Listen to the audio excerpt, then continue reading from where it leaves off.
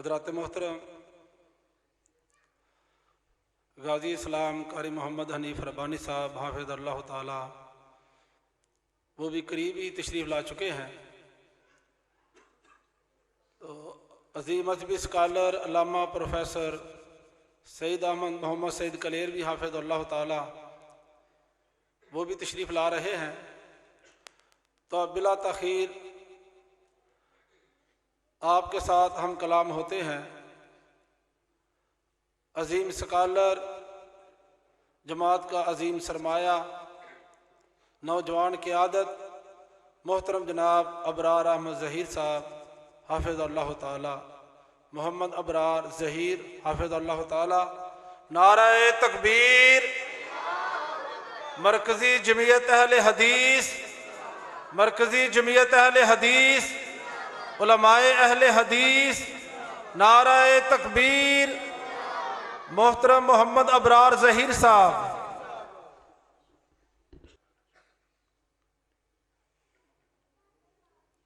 السلام علیکم ورحمۃ اللہ وبرکاتہ۔ الحمد للہ وحدہ والصلاة والسلام علی من لا نبی بعدہ۔ اللہم صلی علی محمد وعلی آل محمد وبارک وسلم کما تحب وترضى۔ رب اشرح لی صدری ویسر لی امری واحلل عقدۃ من لسانی یفقہوا قولی۔ اللہم انفعنا بما علمتنا وعلمنا ما ينفعنا وزدنا علما۔ اما بعد، اعوذ باللہ من الشیطان الرجیم، بسم اللہ الرحمن الرحیم۔ لقد کان لکم فی رسول اللہ اسوۃ حسنہ۔ صدق اللہ العظیم۔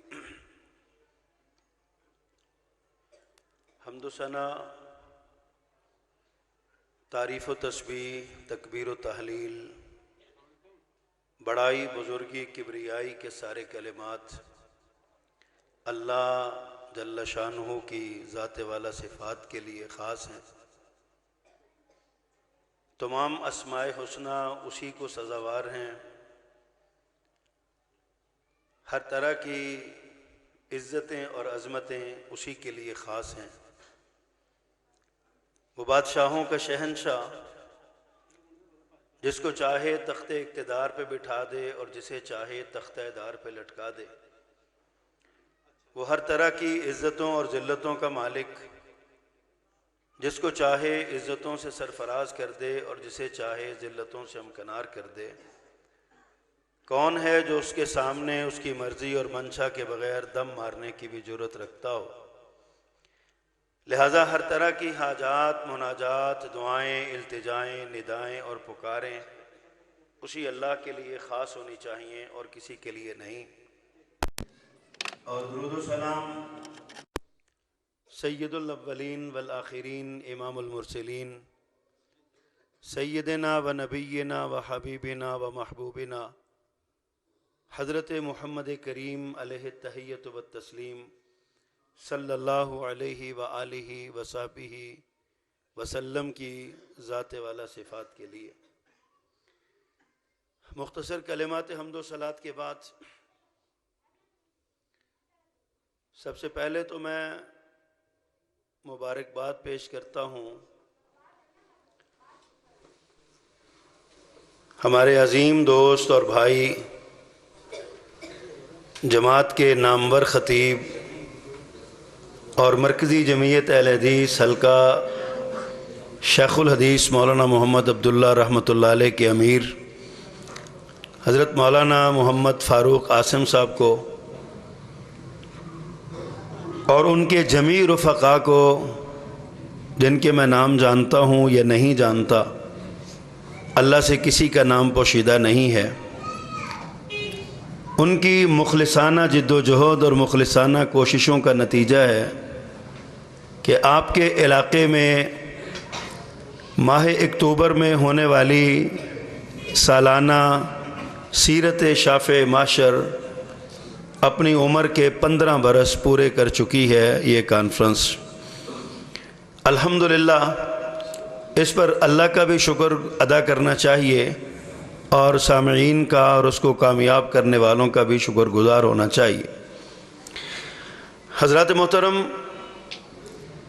رسول اللہ صلی اللہ علیہ وسلم کی سیرت سے، پیارے پیغمبر کی عادات سے، آپ کے اطوار سے، آپ کے افعال سے، آپ کی گفتار سے، آپ کے کردار سے واقف ہونا، اس کا علم ہونا اور ان کے نقش قدم پہ چلنا بحیثیت مسلمان، بحیثیت ایماندار ہم سب کا مشترکہ فریضہ ہے۔ میری طرف توجہ فرمائیں بھائی جان، ہم سب کا مشترکہ فریضہ ہے۔ رسول اللہ صلی اللہ علیہ وسلم کی زندگی کو اپنی زندگیوں سے نکال دیں تو کتے اور خنزیر سے بدتر زندگی پھر انسان کی زندگی ہوتی ہے۔ محبت کا تقاضا بھی یہ ہے اور ایمان کا مطالبہ بھی یہ ہے کہ آپ کا سونا، آپ کا جاگنا، آپ کا چلنا، آپ کا پھرنا، آپ کا اٹھنا، آپ کا بیٹھنا، آپ کا سونا، آپ کا جاگنا، آپ کی تجارت، آپ کی سیاست، آپ کی معیشت، آپ کی معاشرت، آپ کی زندگی کا ایک ایک لمحہ رسول اللہ صلی اللہ علیہ وسلم کے طریقے کے مطابق ہو۔ اس لیے ہو کہ اللہ نے ہمیں یہ کہا ہے لَقَدْ كَانَ لَكُمْ فِي رَسُولِ اللَّهِ أُسْوَةٌ حَسَنَةٌ، کہ تمہارے لیے رسول اللہ صلی اللہ علیہ وسلم کی زندگی نمونہ عمل ہے۔ دنیا کی تاریخ اس بات پر شاہد ہے کہ جب تک رسول اللہ صلی اللہ علیہ وسلم پر ایمان لانے والوں نے آپ کی سیرت کو اپنایا، آپ کے کردار کو اپنایا، آپ کی گفتار جیسی گفتار کو بنایا، آپ کی چال جیسی چال کو اپنایا، آپ کے افعال جیسے افعال کر کے دکھائے، اس وقت تک دنیا میں عزت، وقار، کامیابی، عروج، عظمت، حشمت، شان اور شوکت سب کچھ مسلمانوں کے لیے تھا۔ اور جب مسلمانوں نے پیارے پیغمبر کی سنت کو چھوڑا ہے، آپ کی سیرت کو چھوڑا ہے، آپ کے افعال و کردار کو چھوڑا ہے، اس وقت سے ضربت علیہم الذلۃ والمسکنہ، ذلت و رسوائی کا توق ہمارے گلے میں پڑا ہوا ہے اور ہم سے ہر چیز چھینی جا رہی ہے۔ حضرات محترم، لوگ پوچھتے ہیں کانفرنسیں کرانے سے کیا ہوتا ہے؟ اتنا روپیہ لگا دیتے ہیں آپ، سیرت کانفرنس کروانے سے کیا ہوتا ہے؟ حضرات محترم، سیرت کانفرنس کروانے سے ایمان بڑھتا ہے، پیارے پیغمبر کی باتیں ہوتی ہیں، میرے پیغمبر کا ذکر ہوتا ہے، میرے نبی کی محبت بڑھتی ہے، میرے نبی سے الفت اور عقیدت اور چاہت بڑھتی ہے۔ اگر ہم یہ کام نہ کریں، آپ کو میرے پیغمبر کے قصے نہ سنائیں، آپ کی چال کا نہ بتائیں، آپ کی گفتار کا نہ بتائیں، آپ کی اولاد کا نہ بتائیں، آپ کے اصحاب کا نہ بتائیں، آپ کی شان کا نہ بتائیں، آپ کے مقام کا نہ بتائیں، آپ کی عزت کا نہ بتائیں، آپ کی عظمت کا نہ بتائیں، آپ کی رفعت کا نہ بتائیں، آپ پر اترنے والے قرآن کا نہ بتائیں، آپ پر آنے والی آیات کا نہ بتائیں، آپ کے معجزات کا نہ بتائیں، آپ کا ذکر نہ کریں، مجھے بتائیے آپ کو کیسے پتا چلے گا ہم کس نبی کے امتی ہیں؟ سوچئے حضرات، میں عرض کروں میں کوئی بڑا خطیب نہیں ہوں، میٹھی یہ کچھ باتیں کرنا چاہتا ہوں سادہ سادہ سی، وہی باتیں جو میرے دل میں ہیں، اپنا درد دل آپ کے سامنے رکھنا چاہتا ہوں، آپ کو اس بات کی رغبت دلانا چاہتا ہوں، آپ کو اس بات کی تعلیم دینا چاہتا ہوں، آپ کو اس بات پر راغب کرنا چاہتا ہوں۔ اپنی زندگی کا اوڑھنا اور بچھونا، اپنی زندگی کے معاملات سارے جو ہیں وہ میرے پیغمبر صلی اللہ علیہ وسلم کی صورت کی سیرت اور میرے پیغمبر کی سنت کے مطابق اپنائیں۔ اسی کے لیے یہ محفلیں سجائی جاتی ہیں، اسی کے لیے یہ کانفرنسوں کا سٹیج سجتا ہے، اسی کے لیے علماء کو بلایا جاتا ہے، کبھی درس قرآن کی صورت میں، کبھی خطبہ جمعہ کی صورت میں، کبھی سالانہ کانفرنس کی صورت میں، کبھی ماہانہ درس کی صورت میں، کبھی کسی انداز میں، کبھی کسی انداز میں۔ بات ایک ہی ہوتی ہے کہ میرے پیغمبر کا ذکر ہو جائے اور ہماری آنکھوں کی ٹھنڈک اور دل کا سکون آ جائے، یہ مقصد ہوتا ہے اور کوئی مقصد نہیں ہوتا۔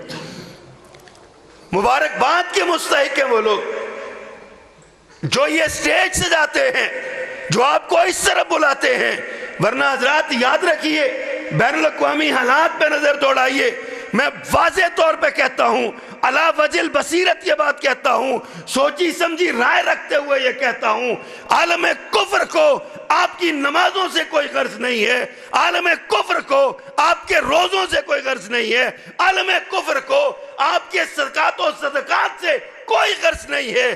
عالم کفر اگر آپ سے چھیننا چاہتا ہے تو وہ محبت رسول چھیننا چاہتا ہے۔ کفار پتہ کیا کہتے ہیں؟ کہتے ہیں نمازیں پڑھتے ہو تو ہمارا کیا لیتے ہو، اپنا ہی وقت ضائع کرتے ہو نا، ہر 2-3 گھنٹے بعد آدھا پونا گھنٹہ وہاں جا کے چلے جاتے ہو، ہمیں کیا کرتے رہو۔ ان کو کوئی غرض نہیں آپ کی نمازوں سے، ان کو کوئی غرض نہیں آپ کے، وہ کہتے خود ہی بھوک کاٹتے ہو نا، روزہ رکھتے ہو ہمارا کیا لیتے ہو، خود ہی بھوکے رہتے ہو۔ ان کو کوئی غرض نہیں ہے، ان کو اگر غرض ہے تو مسلمان کے دل میں، اہل ایمان کے دل میں، مسلمان نوجوان کے دل میں، مسلمان بچے کے دل میں، مسلمان بوڑھے کے دل میں، مسلمان مرد کے دل میں، مسلمان عورت کے دل میں میرے پیغمبر کی محبت کی جو شمع ہے اس سے غرض ہے ان کو، اور وہ اس کو چھیننا چاہتے ہیں، آپ کے دلوں سے محبت کو چھیننا چاہتے ہیں۔ جب محبت چھن جائے گی پھر آپ سے سنت چھن جائے گی، جب سنت چھن جائے گی آپ سے اقتدار چھن جائے گا، آپ سے عزت چھن جائے گی، آپ سے وقار چھن جائے گا، آپ دنیا میں 2 ٹگے کے نہیں رہ جائیں گے اگر آپ کے دل سے پیغمبر کی عزت نکل گئی اور آپ کے عمل سے پیغمبر کی سنت نکل گئی۔ وہ آپ سے یہ چھیننا چاہتے ہیں، اور ہمیں اس بات پہ کوئی فکر نہیں ہے، ہمیں اس طرف کوئی توجہ نہیں ہے۔ آج ہمیں دیا کیا جا رہا ہے؟ ہمارے اسکولوں کے نصاب میں، ہمارے کالجز کے نظام میں، ہماری یونیورسٹیوں کی کتاب میں ہمیں کیا پڑھایا جا رہا ہے؟ ہمیں مسٹر چپس پڑھایا جا رہا ہے۔ اس کا ہماری زندگی سے کیا تعلق ہے؟ کیا تعلق ہے اس کا ہماری زندگی سے؟ ہمارے نوجوانوں کو کرکٹ پہ لگایا جا رہا ہے، ہمارے نوجوانوں کو کھیل اور تماشے پہ لگایا جا رہا ہے، ہمارے نوجوانوں کو موبائل کی فنگر ٹپ کے ذریعے فحاشی کی دلدل میں دھکیلا جا رہا ہے، صرف اس لیے، تمام کاموں کا مقصد یہ ہے یہ قوم اس طرف لگ جائے محمد کا دامن چھوڑ دے صلی اللہ علیہ وسلم۔ اللہ کے رسول صلی اللہ علیہ وسلم کی زندگی، میرے پیغمبر کی حیات طیبہ، میرے نبی کی زندگی کا ایک ایک لمحہ، میرے پیغمبر کی کے دوستوں کی زندگی، میرے پیغمبر کی ازواج کی زندگی، میرے پیغمبر کی اولاد کی زندگی، میرے پیغمبر کے اصحاب کی زندگی، ہر چیز کو ہم سے چھین لینا چاہتے ہیں۔ وہ کہتے ہیں اگر یہ اس سے جڑ گئے تو ہمارے نہیں رہیں گے، وہ ہمیں اپنا بنانا چاہتے ہیں۔ اور یہ سیرت شاف معاشر کانفرنس آپ کو رسول کا بنانا چاہتی ہے۔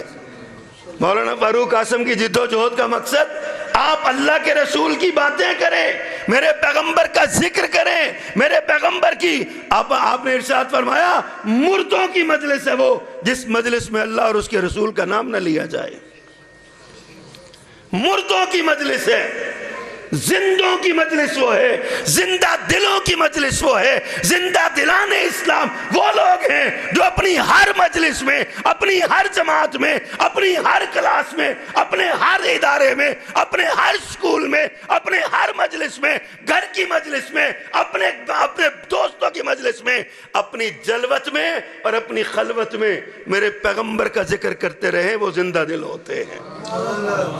ہم نے سمجھا زندہ دل وہ ہوتا ہے جو پتنگ اڑاتا ہے، ہم سمجھتے ہیں زندہ دل وہ ہوتا ہے جو گلی میں کھڑے ہو کے بھنگڑے ڈالتا ہے، ہم سمجھتے ہیں زندہ دل وہ ہوتا ہے جو چوک میں گزرنے والی جو غیر محرم اپنی بیٹیوں بہنوں کو تاکتا ہے ہم سمجھتے ہیں وہ زندہ دل ہوتا ہے. لوگوں نہیں، زندہ دلی پوچھنی ہے تو میرے پیغمبر سے اپنے تعلق کو جوڑنا ہوگا.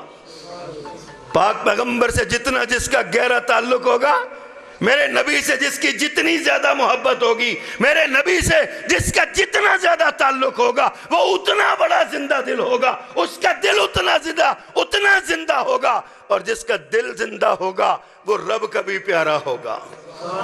اللہ کی نظر میں مقام اس کا ہے. حضرت ابی ابن کعب نے پوچھا نا رضی اللہ تعالیٰ عنہ، آقا میں نے اپنی زندگی اپنے دن کے 24 گھنٹوں میں کچھ وقت ذکر کے لیے رکھا ہے، ذکر و فکر کے لیے رکھا ہے. اس وقت میں میری خواہش یہ ہے کہ میں آپ پہ کچھ درود پڑھا کروں. آقا اگر آپ اجازت دیں تو میں آپ کا درود کیا ہے؟ میرے پیغمبر کا ذکر ہے نا، میرے نبی کا نام لینا، میرے پیغمبر پہ صلی اللہ علیہ وسلم کہنا، میرے پیغمبر کے لیے اللہم صلی علی محمد کہنا، میرے نبی کے لیے اللہم صلی علی محمد وعلی آل محمد کہنا، میرے نبی کے لیے اللہم صلی علی محمد وعلی آل محمد وبارک وسلم کما تحب و ترضی کہنا، یہ میرے نبی کا ذکر ہے نا. حضرت پوچھتے ہیں آقا میں اپنے وقت کے 4 حصے کرنا چاہتا ہوں، مشورہ آپ سے چاہتا ہوں. 4 حصے کرنا چاہتا ہوں. 3 حصوں میں میں دعائیں مانگوں گا، ذکر کروں گا، اپنے لیے کچھ مانگوں گا. 1 حصہ میں صرف آپ پہ درود پڑھا کروں گا. کیا میرا یہ عمل درست ہے؟ آقا کریم نے فرمایا بہت اچھی بات ہے، لیکن اگر درود کا دورانیہ زیادہ کر لو تو یہ تمہارے لیے بہتر ہوگا، یہ تمہارے لیے بہتر ہوگا. حضرت ابی فرماتے ہیں آقا پھر میں ایسا کرتا ہوں، آدھا وقت ذکر اذکار کیا کروں گا، آدھا وقت درود پڑھ لیا کروں گا. کیا ایسا درست ہے؟ فرمایا درست تو یہ بھی ہے، لیکن اگر تو درود کا وقت زیادہ کر لے تو یہ تیرے لیے بہتر ہوگا. حضرت ابی فرماتے ہیں آقا چلیں ٹھیک ہے، میں پھر 4 حصے کرتا ہوں. 3 حصے آپ پہ درود پڑھا کروں گا، 1 حصہ اپنا ذکر اذکار کیا کروں گا، اپنی باتیں اپنے اللہ سے دعائیں مانگ لیا کروں گا. فرمایا درست یہ بھی ہے، لیکن اگر تو زیادہ کر لے تو یہ تیرے لیے بہتر ہوگا. حضرت ابی فرماتے ہیں آقا پھر سارا وقت آپ پہ درود پڑھتا رہوں. آقا نے فرمایا اگر تو ایسا کرے اللہ تیری دنیا اور آخرت کی ساری حاجتیں پوری کر دے. یہ ذکر میرے پیغمبر کے ذکر کی برکت ہے، یہ شافع محشر کے ذکر کی برکت ہے. بڑا پیارا نام رکھا ہمارے بھائی نے. آقا نے فرمایا اللہ تعالیٰ نے ہر نبی کو ایک دعا کا اختیار دیا. فرمایا جو مانگو گے، جو منہ سے نکالو گے، تمہارے لبوں کے اس پنجرے سے تمہارے دل کے خیالات نکل کے فضا میں بعد میں اڑیں گے، پہلے تمہاری پوری کر دوں گا. جو مانگو گے عطا کر دوں گا.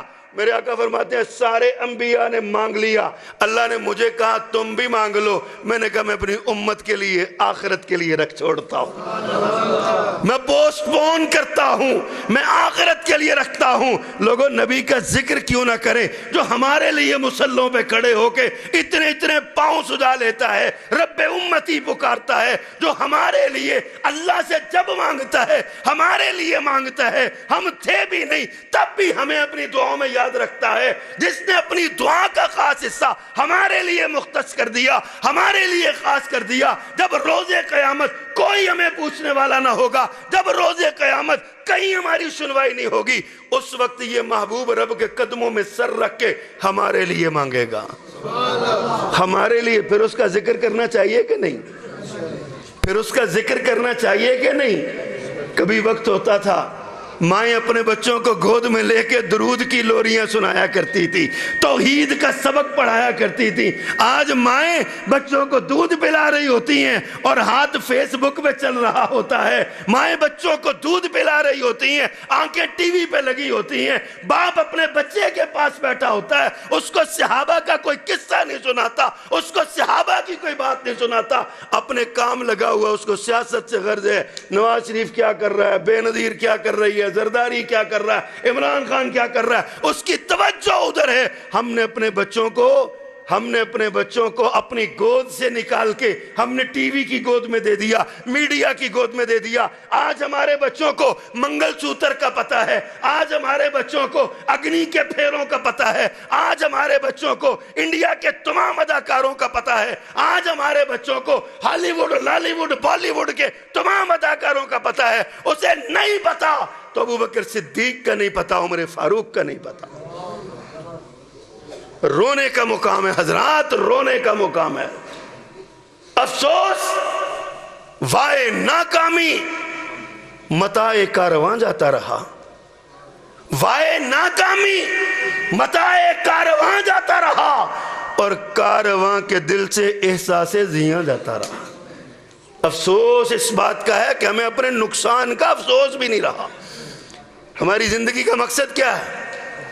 مومن کی زندگی کا مقصد تو یہ ہوتا ہے نا، مومن کی تعلیم کا مقصد، مومن کی تربیت کا مقصد، مومن کے دولت کمانے کا مقصد، مومن کی زندگی کے سانسوں کا مقصد، مومن کی جوانی کا مقصد، مومن کے لڑکپن کا مقصد، مومن کے بچپن کا مقصد، مومن کی نوجوانی کا مقصد، مومن کے بڑھاپے کا مقصد، مومن کی زندگی کا ایک ہی مقصد ہے، میری زندگی کا مقصد تیرے دین کی سرفرازی، میں اسی لیے مسلمان، میں اسی لیے نمازی۔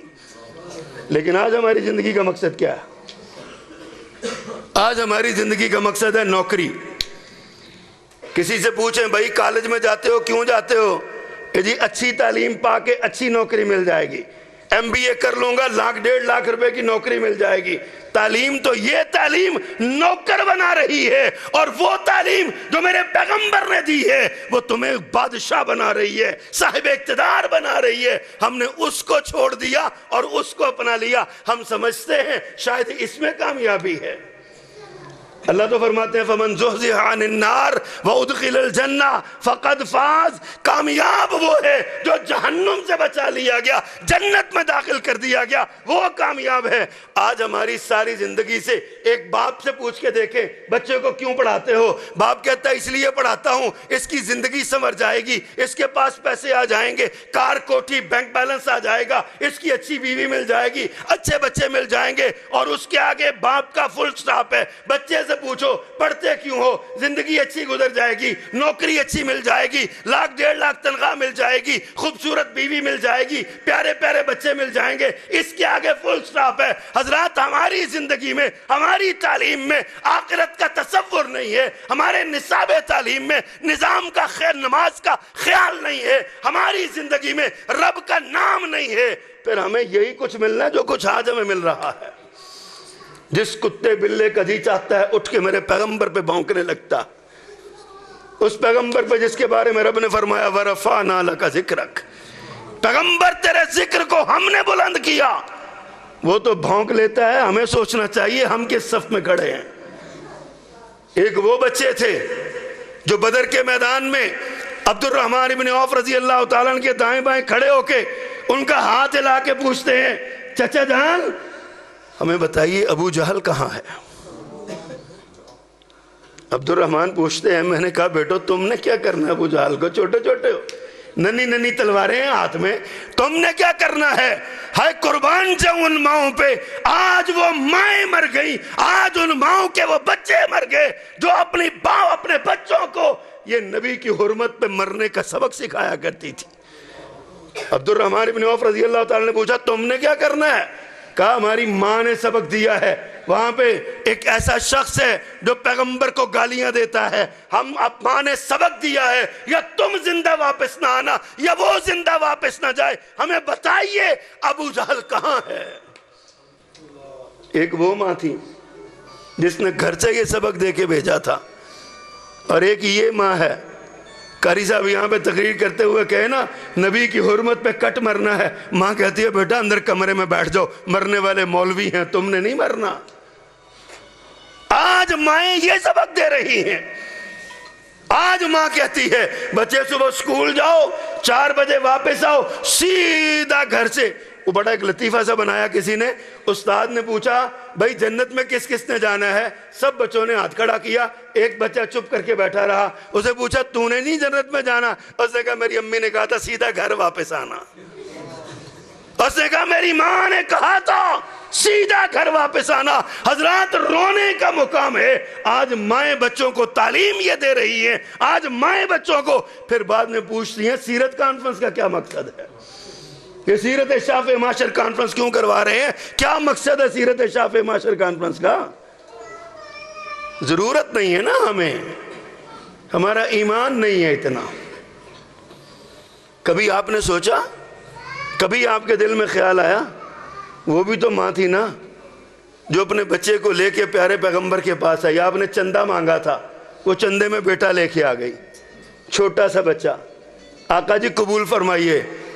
میرے پیغمبر ارشاد فرماتے ہیں قبول میں اس کو کر لوں، میں اس کی حفاظت کروں یا یہ ہماری حفاظت کرے؟ اس ماں کی آنکھوں میں آنسو آ گئے۔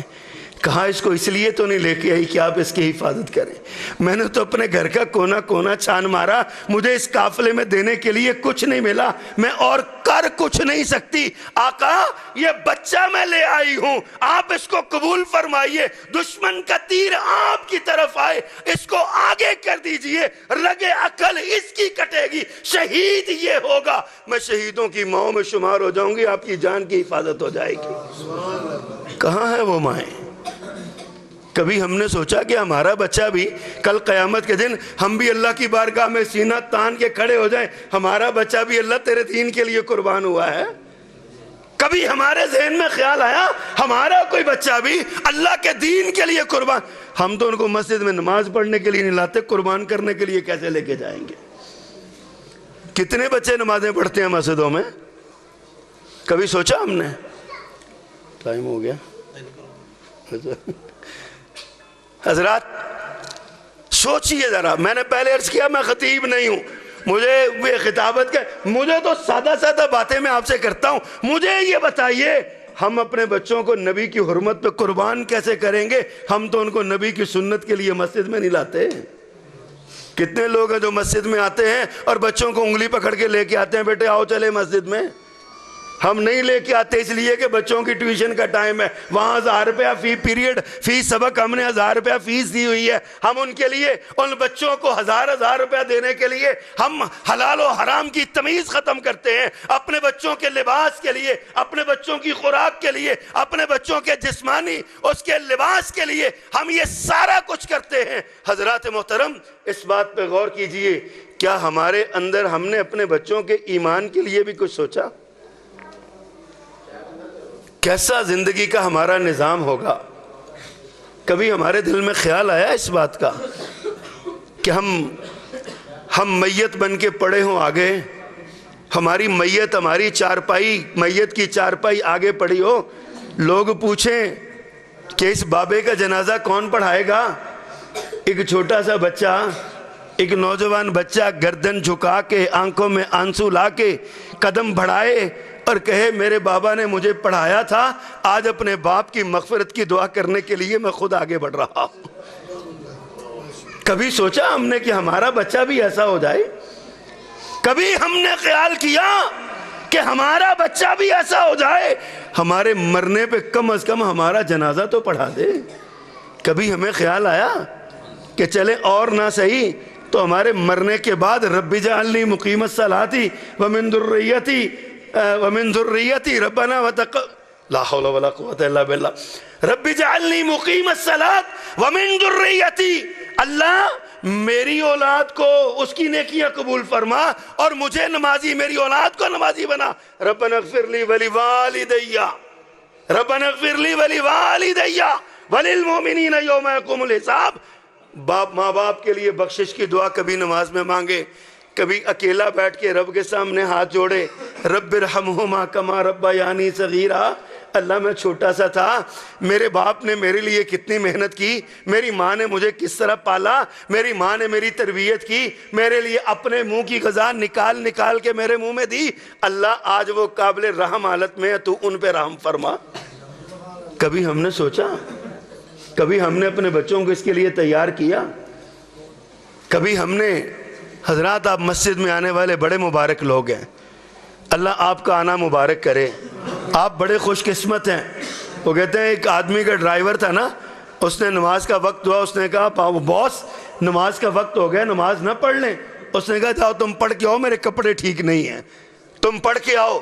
وہ آدمی وہ ملازم نماز پڑھنے کے لیے چلا گیا مسجد میں، وہاں پہ اس کو کچھ دیر ہو گئی، تھوڑا ٹائم لگ گیا، تو جو باس ہے نا، باس، وہ دروازے پہ آیا اور اب دروازے پہ کھڑا ہو کے آواز دیتا ہے، کہتا ہے تجھے کون سی چیز باہر نہیں آنے دیتی، آ بھی جاؤ۔ اس نے اندر سے جواب دیا، جو تمہیں اندر نہیں آنے دیتا وہ مجھے باہر نہیں آنے دیتا۔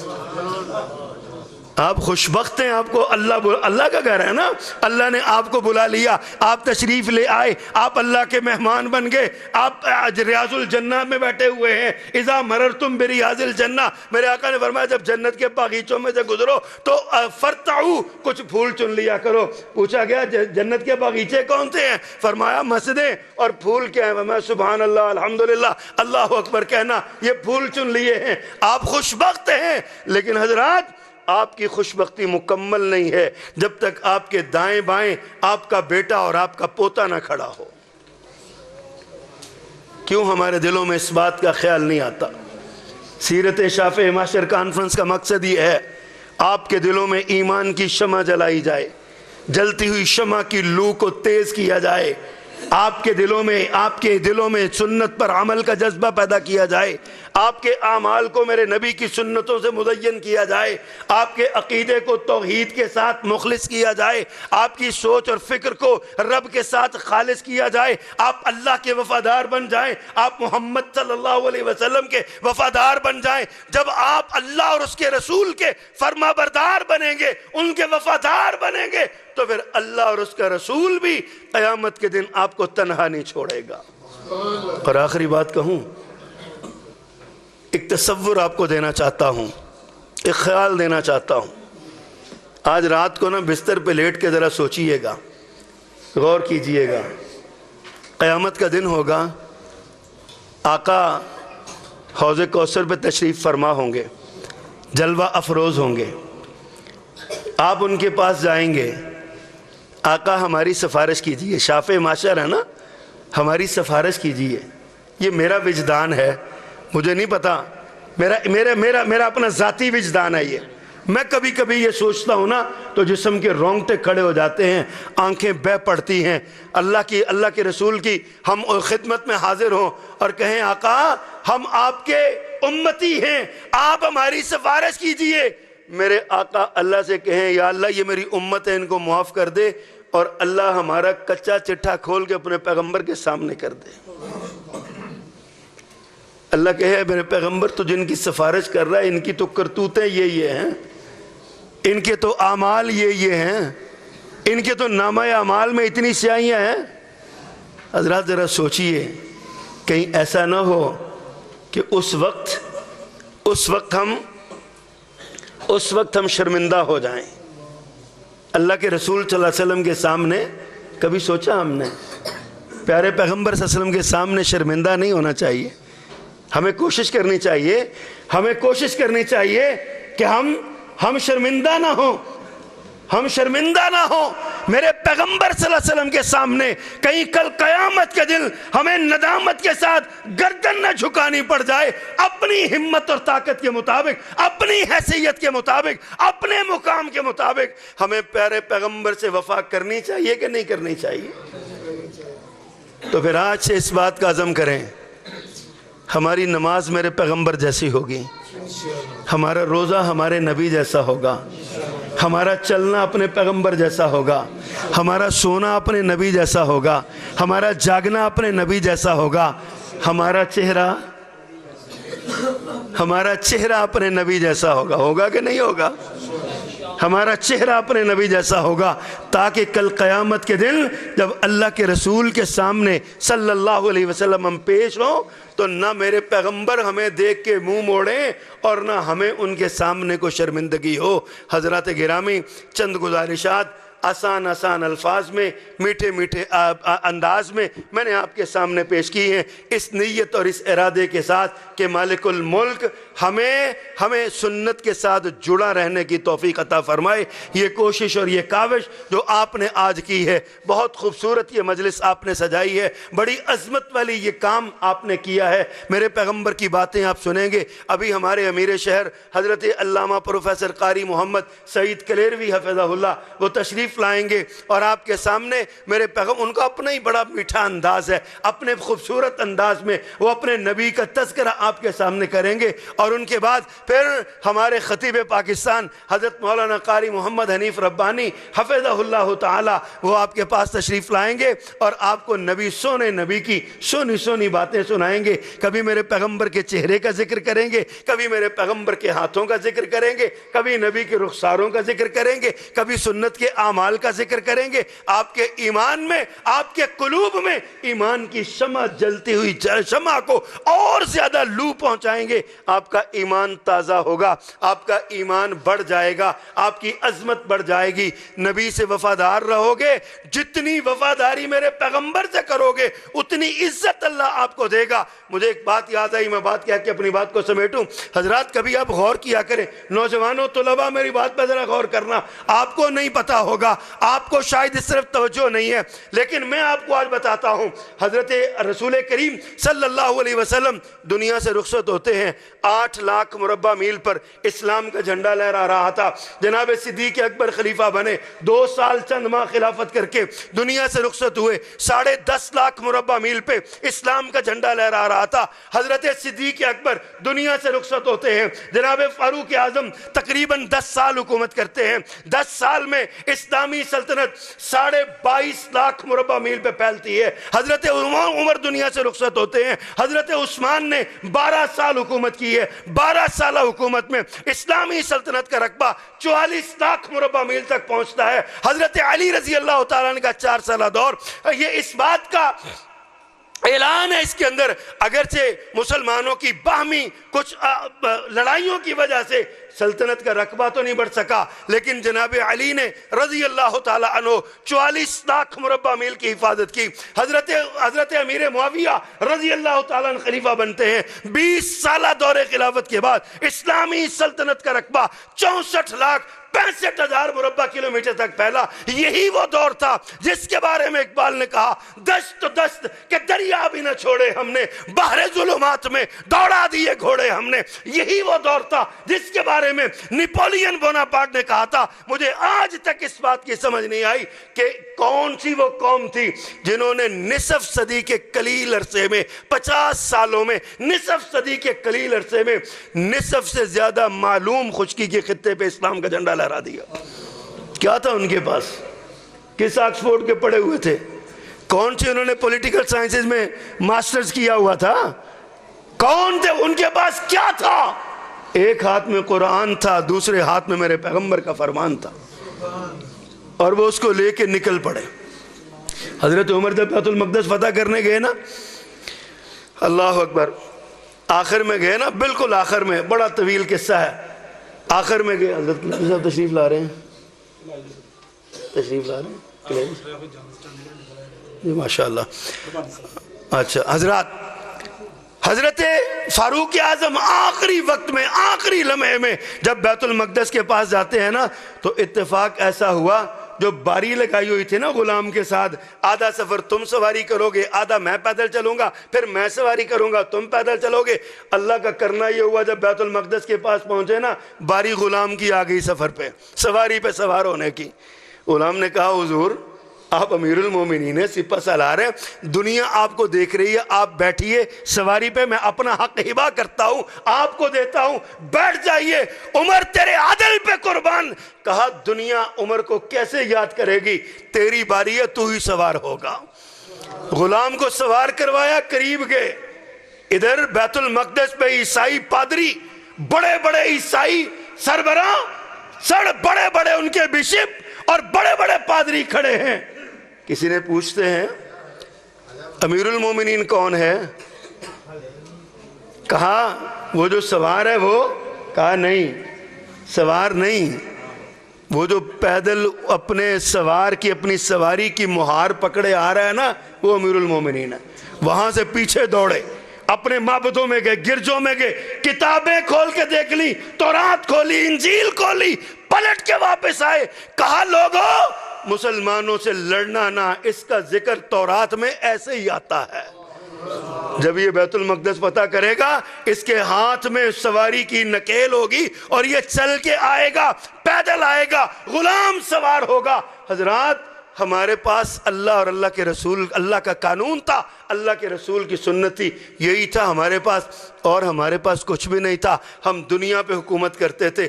وقت کے امریکہ کا، اس وقت کے امریکہ کا بادشاہ کہتا تھا میرے سامنے عمر کا نام نہ لیا کرو، میرا تخت لرز جاتا ہے، میری کرسی ہل جاتی ہے، میرا دل ڈر جاتا ہے، میرے رونگٹے کھڑے ہو جاتے ہیں، عمر کا نام نہ لیا کرو۔ حضرات عمر کون تھے؟ صرف وہ جن کے ہاتھوں میں میرے محمد کی سنت تھی صلی اللہ علیہ وسلم، جو شافع محشر کے سپاہی تھے، جو میرے نبی کے دیوانے تھے، پروانے تھے، مستانے تھے۔